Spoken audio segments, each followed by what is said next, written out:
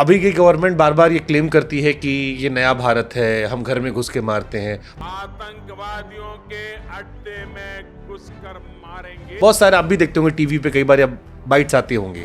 India Pakistan के रिश्ते कभी बेहतर हो सकते हैं? हो सकते हैं, दोनों तरफ की सरकार आ जाए एक ठीक तरह से तो ये रिलेशन ठीक हो सकता है। पाकिस्तान के होम मिनिस्टर को मैंने इनवाइट किया था, वो दिल्ली में आके मिले।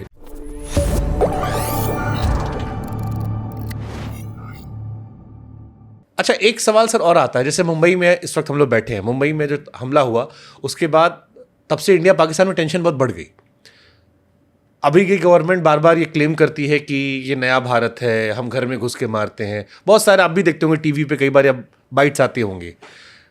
जब ये ताज वाला अटैक हुआ था, इसके बाद अब लोग पीछे मुड़कर पूछते हैं कि उस टाइम आप लोगों ने रिटेलिएट उस तरह से क्यों नहीं किया, या रिटेलिएशन ऐसा क्यों नहीं दिखा जिससे जनता में एक मैसेज आता कि अगर हमारे साथ ऐसा करोगे तो हम भी बदला लेंगे। क्योंकि लोग मानते हैं कि आप लोगों ने सिर्फ ताज पर हमला के बाद, मुंबई में जो हमला हुआ था उसके बाद आप लोगों ने सिर्फ क्रिकेट मैच बंद किया, बदला नहीं लिया आप लोगों ने। नहीं, लेकिन मुझे अभी उस वक्त का मुझे मालूम नहीं क्या स्थिति बम्बई में थी, मैं होम मिनिस्टर भी नहीं था तभी। तो क्या होगा उस वक्त, प्रयास किया होगा इन लोगों ने, इसके सिवा ज़्यादा मैं नहीं बोल सकता। आपके टाइम में पाकिस्तान के साथ कोई आपका मेमोरी है अच्छी जो आप शेयर करना चाहें कि आप लोगों ने कैसे? पाकिस्तान के होम मिनिस्टर को मैंने इनवाइट किया था, वो दिल्ली में आके मिले, उन्होंने मुझे बहुत प्रेजेंट्स भी लाए थे, हमने भी प्रेजेंट दे दिया बहुत। क्या प्रेजेंट आए थे सर? वो कुछ आए थे, किताबें वगैरह ऐसे। तो उस वक्त उनको हमने इनवाइट किए थे, मैं भी जाना चाहता था लेकिन नहीं हो पाया। इंडिया पाकिस्तान का ये सुधारने का प्रयास हम कर रहे थे। इंडिया पाकिस्तान के रिश्ते कभी बेहतर हो सकते हैं? आप होम मिनिस्टर हैं, आप टेक्निकल समझा सकते हैं, हम लोग तो इमोशन से बात करते हैं। आप होम मिनिस्टर हैं, आपको अंदर की टेक्निकलिटीज पता होगी, क्योंकि अटल जी ने भी कहा था आप अपने पड़ोसी नहीं बदल सकते, आपको कहीं ना कहीं बात करनी। लेकिन ये हो सकता है, पहले जिस तरह ब्रिटिश इंडिया में ये सब पूरा चलते थे, हम सब इकट्ठा, कितने तो लोग पाकिस्तान से यहाँ से आए हैं और बहुत बड़े हो गए, फिल्म में हो, बिजनेस में हो, एजुकेशन में हो, बहुत बड़े राइटर्स हो, गुलजार जैसे लेखक हो, बहुत सारे लोग ऐसे आए हैं। तो हो सकते हैं, दोनों तरफ की सरकार आ जाए ठीक तरह से तो ये रिलेशन ठीक हो सकता है।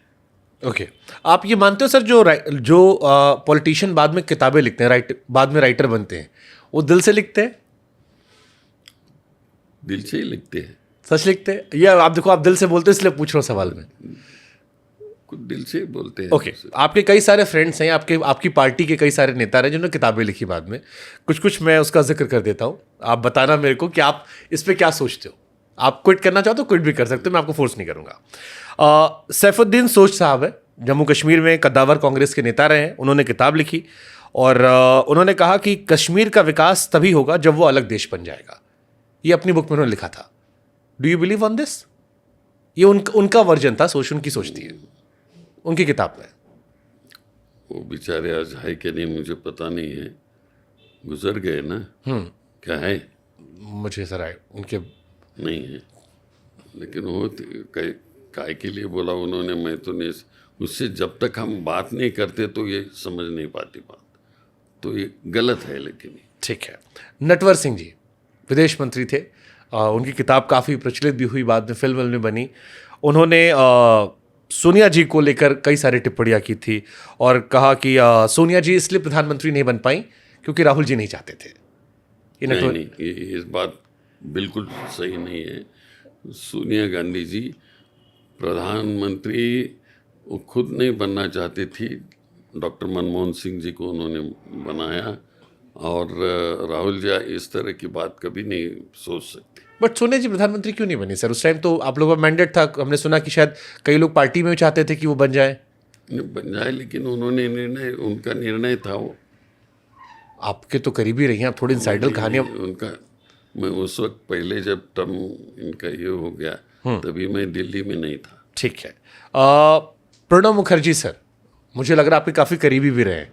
क्योंकि इस रूम में जब मैं बैठा हूं तो सोनिया जी की तस्वीरें हैं, राहुल जी की तस्वीरें हैं, और तीसरी तस्वीर जो डॉक्टर मनमोहन सिंह की तस्वीरें हैं, और चौथी तस्वीर जो है वो मुझे प्रणब मुखर्जी जी की नज़र आ रही है। 4 लोग, मुझे लग रहा है चारों आप पे काफ़ी करीब ही रहे हैं, या आपने इनसे इंस्पिरेशन ली है, या वो तो 3 चीज़ें प्रणव दा ने अपनी बुक में लिखी थी, मैं पूछते हैं करके। एक था कि 2014 में सोनिया जी, मनमोहन जी सरकार बचाने में ज़्यादा बिजी थे, इसकी वजह से कांग्रेस का पॉलिटिकल फोकस जो था वो थोड़ा डिस्टर्ब हो गया और वो हार गए। मुझे पता नहीं है, उनका इंडिविजुअल सोच की बात है। ठीक है। सेकेंड था कांग्रेस इसलिए हारी क्योंकि मनमोहन जी थोड़ा मिलते कम थे सांसदों से, ये बुक में मेंशन थोड़ा है, मिलते कम थे सांसदों से, कांग्रेस के सांसदों से कम मुलाकात होती थी। डॉक्टर मनमोहन सिंह जी तो वैसे वो नॉन पॉलिटिकल लीडर थे, वो सबसे मिलते थे और बहुत अच्छा उन्होंने देश चलाया।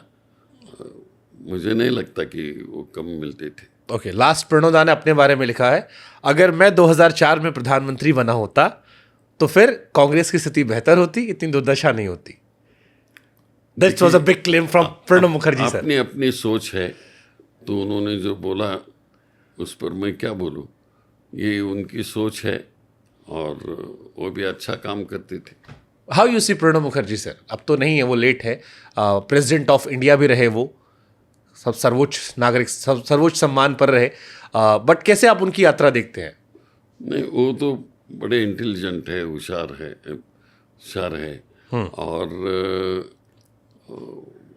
डिफ़िकल्ट टाइम में वो कुछ ना कुछ रास्ता निकालते थे, कहीं ना कहीं हमने देखा है उनका वर्किंग, बहुत क्लोज इससे भी देखा है।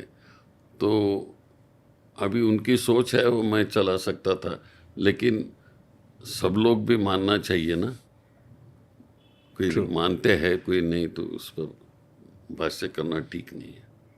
ये आपने इशारों में बड़ी बात कह दी कि टैलेंट हो लेकिन सबको साथ लेके चलना भी एक कला होती है। Yes.